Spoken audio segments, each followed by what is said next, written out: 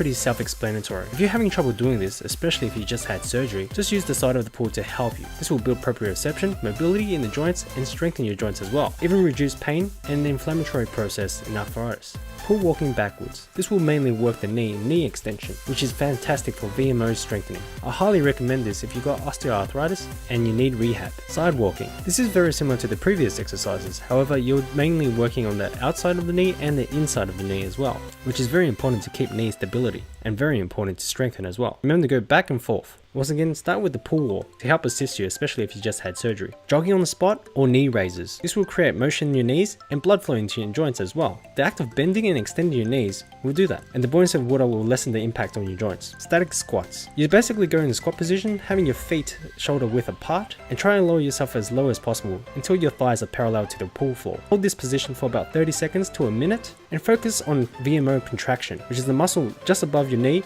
on your inner thigh. This will give you stability and strengthen your knee joints. Bodyweight squats. Assume the same position as the previous exercise and try to squat below parallel and then push yourself up. And if you can't go parallel, just go as low as possible.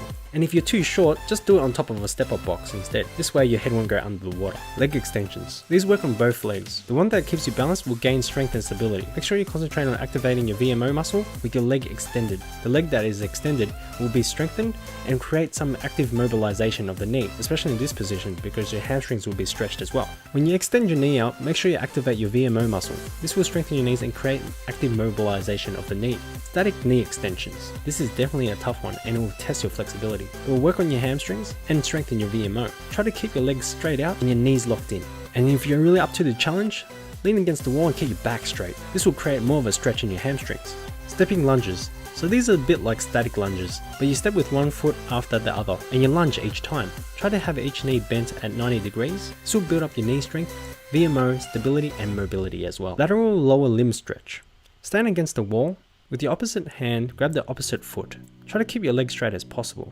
If you're having trouble keeping your knees straight, this is an indication that you need to work on your hamstrings and your ITB and the TFL muscle on your lateral side on the outside of your leg. Gradually work towards your whole leg being straight. This mainly works on the flexibility of the knee, and it's fantastic for post-surgery. Noodle stepping. Make sure the noodle is evenly balanced on one foot, then push the noodle down. Concentrate on contracting your VMO muscle. This will strengthen your knees and create mobility again in the injured knee. It will also work on the balancing knee as well, for example proprioception and strengthening. Noodle knee extensions. Have the needle evenly balanced around your furthest part of your shin whilst having your other leg nice and straight and supporting you. Now kick your bent leg forward almost to the point that it will go straight and then retract it back into a bent position. Concentrate on working your inner quadriceps. Once again, this works on your VMO muscles and your mobility as well. Knee pendulum swings. First try with a bent knee, and when you're ready, use a straight leg. Make sure the noodle is well balanced under your foot, and the resistance to the water will work against your ligaments on your knee, allowing you to focus on the muscles that will stabilize the knee. Sway it from side to side. Do about 20 of these. Box steps. Use a sinkable box. Use one foot to lead and step onto the box with the other one following. Then step over again with the same foot. Then do this backwards. An easier way to do this is simply just step up on the box and back down. Remember to use both legs. This will work on your VMO and the stabilizing muscles in your knee. Box side taps. By tapping on the side of the box, it will assist you getting up on the box. This exercise once again will allow you to build knee stability and knee strength on the inner and outer side of the knee. Standing on the wobble board. Just stand on the wobble board or pad with your legs straight and your knees locked in. Make sure you activate and concentrate on contracting your VMO muscle, which is the muscle just above your knee on the inner thigh. Try to keep balance for 30 seconds to a minute. This will work on proprioception, stability, and a little bit of strength. One leg squat. This is pretty hard to do, so leave it last. Balance on one leg and the other leg in front of you. Bend down until your thigh is almost parallel to the pool floor. If you can't do this, just go as low as possible and push back up again, contracting your VMO and your glutes as well. This trains your knee strength and balance. And if you're up to the challenge, try to keep the other leg nice and straight in front of you and point your toes and contract your other VMO on your straight knee. Squats on the wobble pad. Stand on the wobble pad and try to squat to the point where your thighs are almost parallel to the floor. And once again, if you can't, just go as low as possible. This will work on proprioception, stability and strength. This is fantastic for post-surgery or knee injuries. One-legged squats on the wobble board. Do this exercise last, since it's very hard.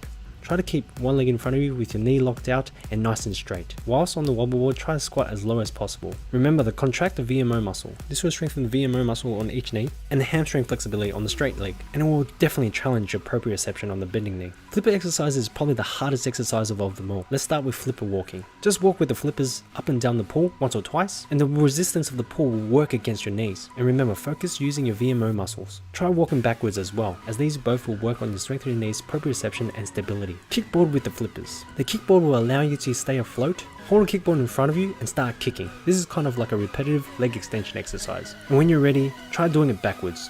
Remember to contract your VMO and your quadriceps and straighten your legs straight out with every kick. These exercises will gain muscle and mobility in your knees. Once these are too easy for you, try to do them without flippers. Then without flippers and a kickboard as well. Treading water with flippers. This exercise is very hard. It requires you to kick yourself to propel yourself into the surface of the water. You're also required to use your arms to keep balance by pushing the water back and forth. Do this for 30 seconds to a minute, 3 to 4 times. This will work on your mobility of your knees, your core, your buttock, your VMO and your hamstrings as well.